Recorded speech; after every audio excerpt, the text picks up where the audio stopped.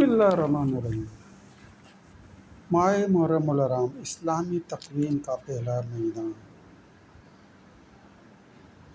محرم الحرام زمانہ جاہلیت میں بھی سال کا پہلا مہینہ مانا جاتا تھا، لیکن اسلام کے ابتدائی دور میں تاریخ نویسی کا رواج نہ تھا۔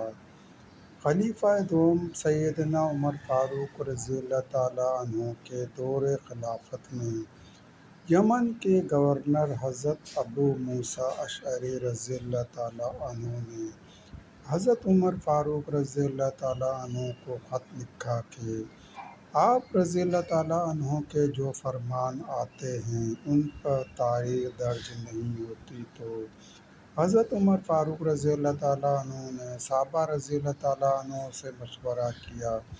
مختلف آراء سامنے آئیں، جن میں رسول صلی اللہ علیہ وآلہ وسلم کی ولادت، نبوت، وفات اور ہجرت شامل ہیں، لیکن سیدنا علی المرتضیٰ رضی اللہ تعالیٰ عنہ نے مشورہ دیا کہ آپ رضی اللہ تعالیٰ عنہ رسول صلی اللہ علیہ وآلہ وسلم کی ہجرت کے سال کو منتخب فرمائیں۔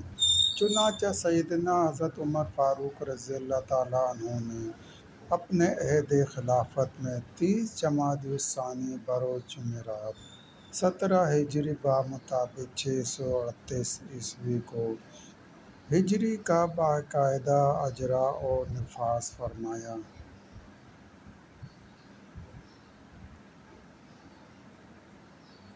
محرم الحرام کی فضیلت۔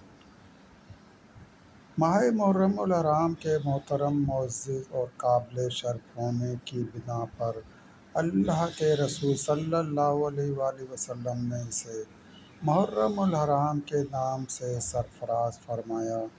عربی زبان کی خوبصورتی اور فصاحت و بلاغت یہ ہے کہ ایک ایک لفظ کے کئی معنی و مطلب ہوتے ہیں۔ محرم کا مہینہ جو قابل احترام ہے، جیسا کہ مسجد الحرام کے معنی ہیں، وہ مسجد جو قابل احترام اور عظمت والی ہے۔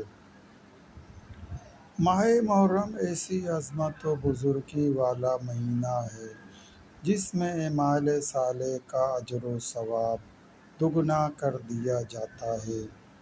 مسلم شریف کی ایک حدیث مبارکہ ہے کہ ماہ محرم الحرام کو اس کی عظمت و حرمت کی بنا پر شہر اللہ یعنی اللہ کا مہینہ کہا گیا ہے۔ اس ماہ مبارک کے دوران عبادات و اذکار مقبول تر اور معصیت کبھی ترک کر دی جاتی ہے۔ دوستو، مزید واقعات سننے کے لیے چینل کو سبسکرائب کریں، لائک کریں، شیئر کریں۔ دوستو، ویڈیو دیکھنے کے لیے